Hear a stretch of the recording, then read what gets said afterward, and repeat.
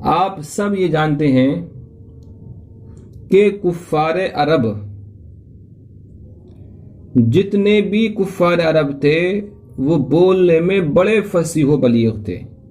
ان کے پاس جہالت تو تھی، یہ تو بات یقینی ہے. کیا؟ ہاں، وہ بہت بڑے جاہل تھے، بہت بڑے جاہل تھے. زمانہ جاہلیت میں اتنی بڑی جہالت تھی، اتنی بڑی جہالت تھی کہ اپنی بیوی کو بھی جوئے میں لگا دیتے تھے. اتنی بڑی جہالت، سمجھے؟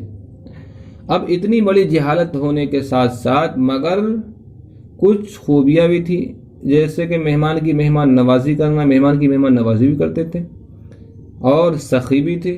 یہ دو جو تھیں حضرت ابو صدیق کے پاس میں تو پہلے ہی سے تھیں. اور ابو جہل بہت بڑا فصیح و بلیغ تھا. لیکن جب نبی کریم صلی اللہ علیہ وسلم کی فصاحت و بلاغت اور جتنے بھی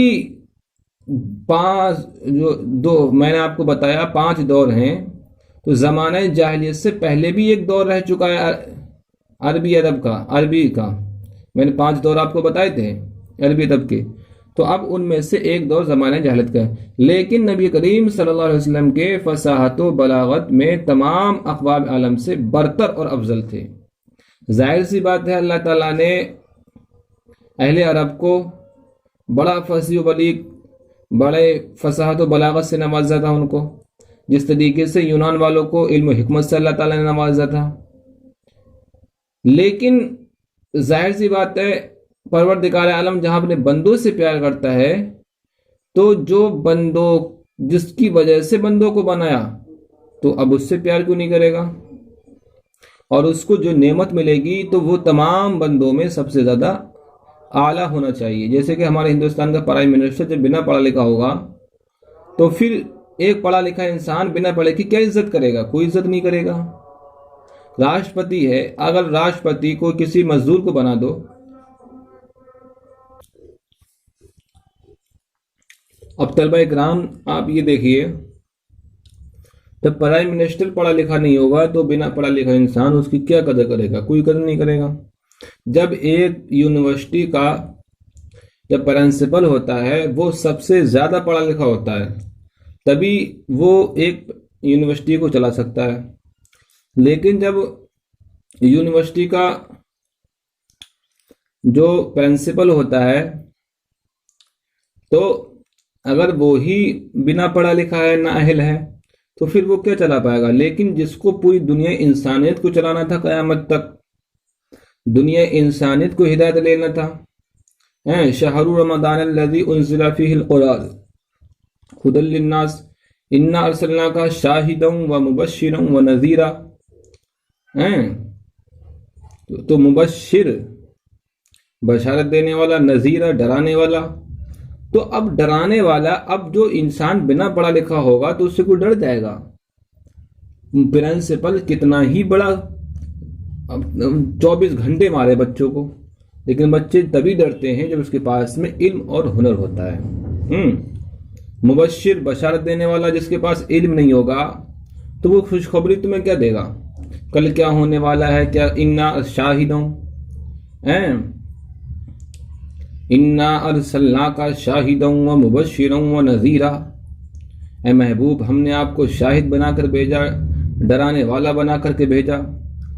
اب جو ڈرانے والا اللہ کے رسول اب ڈراتے تھے، جہنم سے ڈراتے تھے، عذاب سے ڈراتے تھے، اور اللہ کے رسول سے بھی ڈرتے تھے. تو اب ان کہنے کا مطلب یہ ہے، اگر رسول پاک کی زبان سب سے زیادہ فصیح و بلیغ نہیں ہوتی تو آپ سے زیر نہیں ہو پاتے. آپ سے، جیسا کہ اعلیٰ حضرت فاضل بریلوی علیہ رحمت و رضوان کو اللہ پاک نے جہاں پر اتنے بے انتہا علوم سے نوازا تھا، بعض روایتوں میں 56 علوم سے، بعض روایتوں میں 57 علوم سے، بعض روایتوں میں 96 علوم سے آپ کو نوازا تھا. اور ساتھ ہی ساتھ میں اللہ پاک نے آپ کو شاعری، آپ کی لاجواب ہے، ایسی نعتیہ شاعری آپ کی ایسی ہے، ہندوستان میں ایسی شاعری ہمیں نظر نہیں آتی. پاکستان میں علامہ اقبال تو ہیں مگر ان کی نعتیہ شاعری نہیں ہے، ان کی شاعری سیاسی شاعری ہے۔ تو اب اللہ پاک نے جہاں آپ کو مجدد بنا کر کے بھیجا، مجدد تو اور بھی گزرے، امام احمد ابن حنبل، لیکن ان کی شاعری اتنی مشہور نہیں ہے، شاعری آپ نے کی نہیں امام احمد ابن حنبل نے۔ تو امام احمد بن حنبل نے یا پھر علامہ مجدد الفسانی، تو مجدد الفسانی جو ہے سرہند شریف میں آپ کو بھی شاعری نہیں ملی، لیکن اعلیٰ حضرت فاضل بریلوی کی شاعری بڑی مشہور شاعری ہے۔ وہ کمال حسن حضور ہے کہ گمان نقش جہاں نہیں، یہی پھول خار سے دور ہے، یہی شمع ہے کہ دھواں نہیں۔ یہ بات آپ سمجھے طلبہ کرام؟ تو نبی کریم صلی اللہ، تو یہ تو اعلیٰ حضرت فاضل بریلوی نبی کے غلاموں کے غلام ہے۔ تجھ سے در در سے سگ سگ سے ہے نسبت مجھ کو، میری گردن میں بھی ہے دور کا ڈورا تیرا، ایسے عاشق رسول، ایسے عاشق رسول میں سمجھتا ہوں ایسا عاشق ایسی عشق شاعری کوئی بھی کر ہی نہیں سکتا ہندوستان میں۔ نبی کریم صلی اللہ علیہ وسلم کی فصاحت و بلاغت میں تمام اقوام عالم سے برتر اور افضل تھے، لیکن اب یہ تو رہا ایک غلاموں کا عالم۔ لیکن نبی جہاں بڑے فصیح و بلیغ تھے، اتنے امراء القیس جیسا اپنے وقت کا تمام فصیحوں کا فصیح امراء القیس، وہ آپ کے زمانے سے تھوڑا پہلے تھا۔ اللہ پاک نے اپنے محبوب کو بڑے بڑے فصیح آتے تھے آپ کے سامنے مناظر لڑنے کے لیے۔ ایک آیا تھا کہ مجھ سے بات کر کے دکھاؤ کتنی بڑے فصاحت و بلاغت ہے، تو آپ کے سامنے جب وہ بیٹھا تو اس کی زبان ہی نہیں کھلی، اس کی زبان کھل ہی نہیں سکی، تو کبھی ادھر بیٹھتا تھا کبھی ادھر بیٹھتا تھا۔ تبھی اعلیٰ حضرت نے فرمایا تو کدھر بیٹھتا ہے، تیرے آگے یوں ہیں دبے لچے فصحا عرب کے بڑے بڑے، کوئی جانے منہ میں زبان نہیں بلکہ جسم میں جائیں نہیں۔ وہ فصیح و بلیغ آیا تھا، تو وہ جب آپ کی فصاحت و بلاغت کو سنا تو وہ حیران رہ گیا، اور کبھی ادھر بیٹھتا تھا کبھی ادھر بیٹھتا تھا۔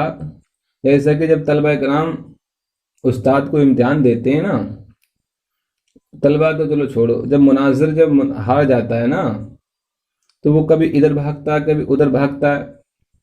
اسی طریقے سے اللہ کے رسول نے اس ایسا زیر کرا تو اس کی پہلی بات تو زبان ہی نہیں کھل پائی مناظرے میں۔ کم سے کم یہ دیوبندی وہابی چیختے تو ہیں، گالی ولی دیتے ہیں، مگر اس کی تو زبان ہی نہیں کھل پائی۔ تیرے آگے یوں ہیں دبے لچے فصحا عرب